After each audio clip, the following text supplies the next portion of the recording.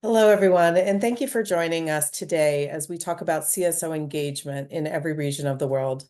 My name is Pragati Tamala, and I am the CEO of ISPCAN. For those of you who don't know us, we're an international society for the prevention of child abuse and neglect. So we are a network of practitioners, researchers from every discipline that come together in this network to try to help advance the field of child protection through research, data, and policy. So as I speak to you today, it's such an exciting time in child protection as we look forward to the Ministerial Conference coming up in November. ISPCAN is also having our annual Congress. We have every fall, and this year it will be in Uppsala, Sweden in August. So we welcome all of you to attend. But we also publish 2 international journals. And I want you all to now think about this because as ISPCAN, there are some things that we can do that are within our bandwidth. And as each of you now are reflecting on what it is that we need to do collectively to come together to really make a difference in child protection at this stage and at this time, every single one of you has that leadership ability, whether it's at the community level, at the county level, at the state level, at the national level, however your NGOs work.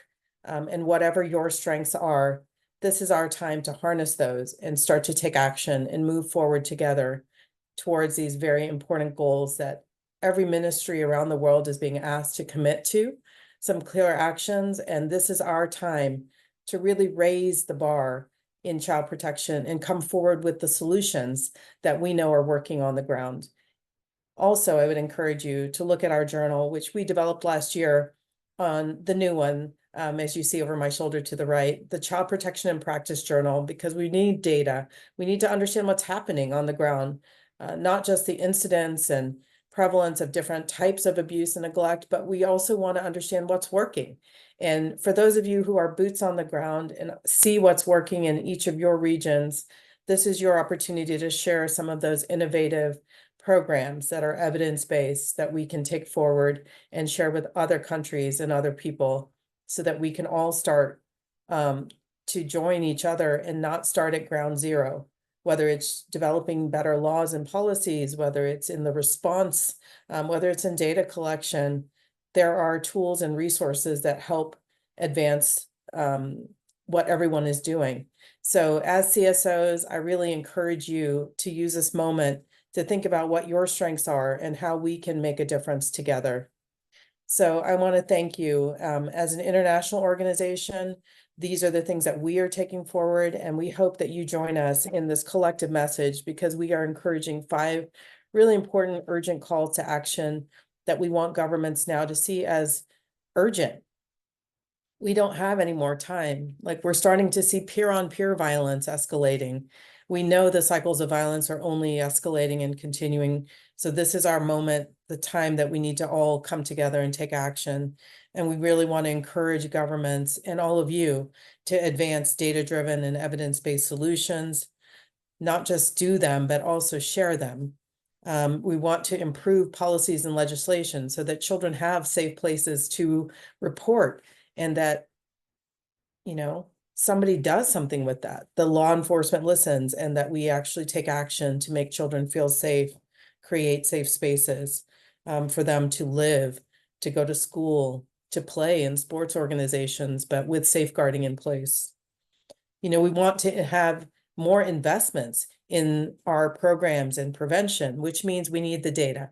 And all of us need to really help with that so that we can scale up and use certain solutions like Inspire that we know work and have our governments really fund these national action plans, because it's not enough just to say we have a plan, because if it doesn't come with funding appropriated by the government, or we don't have those investments from private community, hospital systems of care, then those solutions aren't going to move forward, which as boots on the ground, this.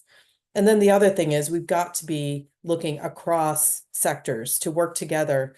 It's not just an economic, social problem. This is a health issue, and we need to combine with, law enforcement, all our legal services, with the social services sector, with education. And so all these ministries that might be subdivided really need to think about coming together, because child protection is broader than that. And I think this is partly why we've had a hard time wrapping our arms around this problem and making significant progress. And then the last thing I just want to really encourage is that it's important that we hear from the voices of children with lived experience. We engage them in wherever we can in a meaningful way, so that we can learn what really happened and how are their outcomes and what could we have done differently. Because if we have some of that knowledge, maybe we don't keep making the same mistakes over and over again. So thank you for letting me join you today. I'm sorry that I couldn't be with you in person, but I hope that that you feel inspired, because each of you, again, has the power to do something special in this field. And now, with the great work that is coming together around the Global Ministerial Conference, the youth movement, and the national preparatory sessions, everybody has a time and a space, and each of us can really step up and make a difference. So on behalf of ISPCAN, our entire staff and board, I just want to thank you all for the great work you are doing in the field. And I hope that you continue to be inspired and help us really make a difference here. Thank you so much, and good day, good evening, wherever you are in the world. And I hope to meet you one day soon. Thank you.